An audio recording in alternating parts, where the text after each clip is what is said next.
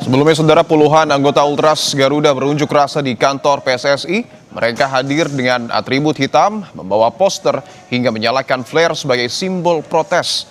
5 tuntutan yang dibawa mereka merupakan kelanjutan dari kekecewaan atas kegagalan Timnas Indonesia di kualifikasi Piala Dunia 2026. Mereka menuntut manajemen Timnas yang profesional, penyusunan roadmap jangka panjang, rekrutmen pelatih transparan, penguatan pembinaan usia dini, serta pelibatan supporter dalam perkembangan sepak bola.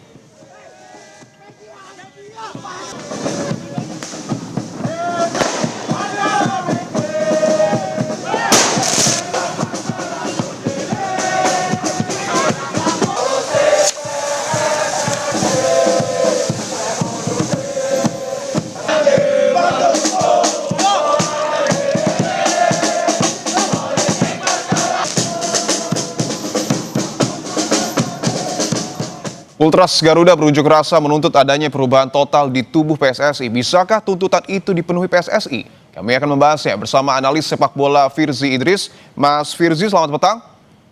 Ya, selamat petang, Dipo. Mas Firzi, saya ingin langsung tanyakan, apakah 5 tuntutan revolusi PSSI memungkinkan untuk terlaksana? Ya, kalau saya baca tuntutan-tuntutannya sih ada beberapa yang tentu bisa, ada beberapa yang mungkin masih ada dalam timeline ya.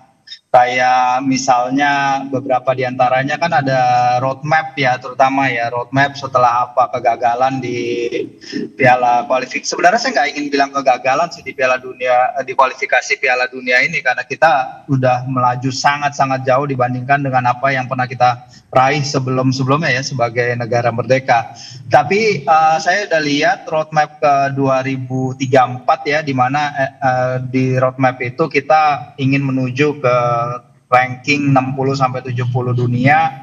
Kita qualify secara beruntun ke Piala Dunia ya.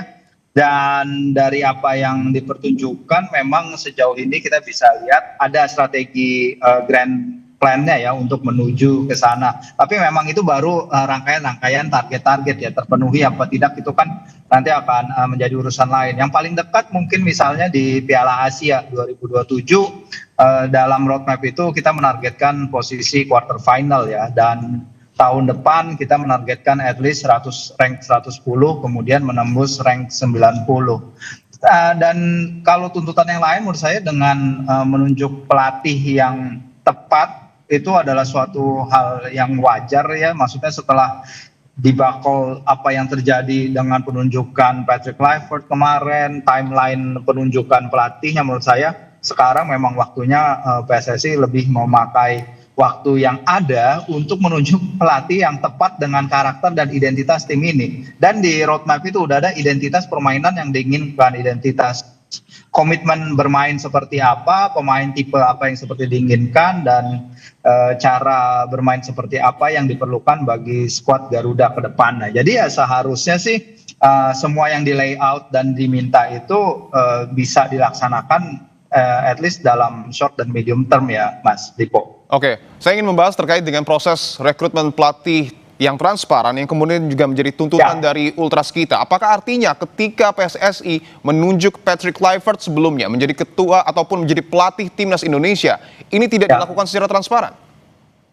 Sebenarnya ketika itu kan memang karena timelinenya begitu mepet ya, mungkin itu adalah suatu hal yang extraordinary ya, di mana ketika itu Coachin dianggap gagal di Piala AFF 2024, kita nggak berhasil keluar grup, dan PSSI tidak memberi mereka waktu ruang banyak gitu, karena dari Desember ketika keputusan untuk memberhentikan Coachin dilakukan, waktu untuk mencari pelatih baru itu hanya paling ideal memang Januari 2025 awal, dan itu yang dilakukan. Dan Pak Erick bilang sendiri bahwa wawancara dilakukan ketika dia berada di luar negeri, bahkan waktunya mendekati Natal, sehingga sangat-sangat tidak ideal mungkin kandidat yang tersaring untuk pada waktu itu ya, pada waktu tersebut, sehingga sangat wajar kalau sekarang mereka memberi ruang kepada waktu mereka sendiri, dan katanya udah ada 5 nama ini yang sudah masuk di antara Alexander Zwiers dan BTN, sehingga nama-nama ini nanti akan disaring dan diteliti lebih lagi sebelum dibawa ke rapat expo. Oke. Seperti itu Mas Ibu. Tapi sebelumnya Mas Firzi, apakah ada aturan untuk kemudian melibatkan supporter ketika PSSI ingin memilih pelatih?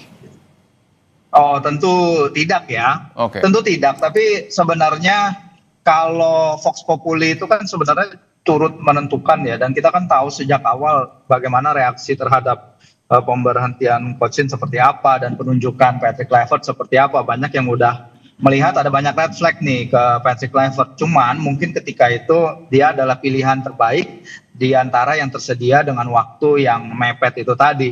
Sehingga wajar kalau akhirnya dia yang terpilih, dan ternyata itu adalah gamble yang backfired ya, yang tidak terbukti berhasil. Ya. Cuman dengan sekarang waktu yang lebih banyak, harapannya nama-nama kandidat yang tadi udah disaring ada 5, backgroundnya bisa memuaskan para supporter, dan kemudian pengalamannya, track record terutama, dan itu yang sebenarnya diinginkan para fans, dan wajar saja kalau mereka menginginkan hal seperti itu, yang to be fair ketika itu memang juga tidak dimiliki Patrick dengan track record dia di dunia kepelatihan yang sangat-sangat minim sekarang. Oke, Seperti yang itu, menarik juga bahwa ada narasi ataupun permintaan Erick Thohir out. Apakah kemudian ini bisa mengarah pada pergantian ketua umum PSSI? Terlalu prematur mungkin ya, terlalu dini kalau meminta hal seperti itu kalau menurut saya pribadi ya. Dan sebenarnya kalau dari apa yang direncanakan ke timnas kan memang apa yang kita ingin kejar itu ada di Piala Dunia 2030 dan 34. Tapi program akselerasi yang dilakukan ini kan dari 2026 memaksa kita melakukan beberapa perubahan yang tadinya dianggap ingin membantu timnas ke arah lebih baik ya, arah baru timnas Indonesia. Seperti itu kan yang diumumkan oleh Pak Erick ketika mengumumkan pemberhentian Sintayong pada Januari 2025. Tapi ternyata arah baru ini mungkin tidak, masih belum sinkron dan masih banyak celah yang bisa diperbaiki ke depannya. Sehingga ke depannya dengan networking yang dia punya, dengan link yang dipunyai Alexander Zouhir sendiri, dan setup timnas yang sudah berjalan seperti ini ya, antara BTN dan juga kita punya technical advisor Jordi Cruyff ya, yang sebenarnya sekarang juga lagi dilirik katanya untuk menduduki posisi technical directornya di Ajax Amsterdam, mantan klubnya dan klub ayahnya dulu. Jadi memang mungkin aja ada perubahan di sisi atas, tapi dengan Zouhir berkomitmen, Coach Simon Tahamata juga, menurut saya ini adalah kerangka yang bisa ideal lah untuk kedepannya kita menemukan pelatih baru seperti itu Mas Dipo. Oke, terakhir Mas Firzi, peran seperti apa yang kemudian bisa dimainkan ataupun dilakukan oleh supporter kita untuk kemudian meningkatkan ataupun membuat sepak bola kita lebih baik lagi?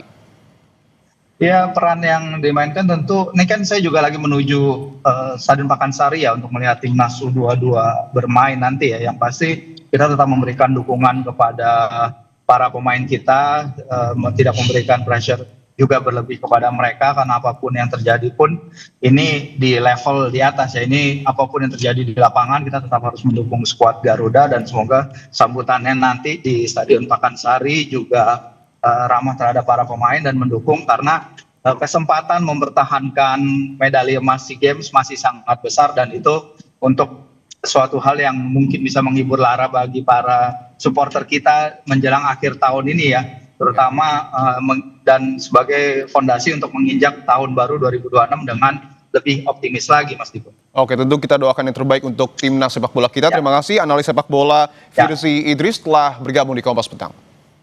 Ya, sama-sama. Sesaat lagi kami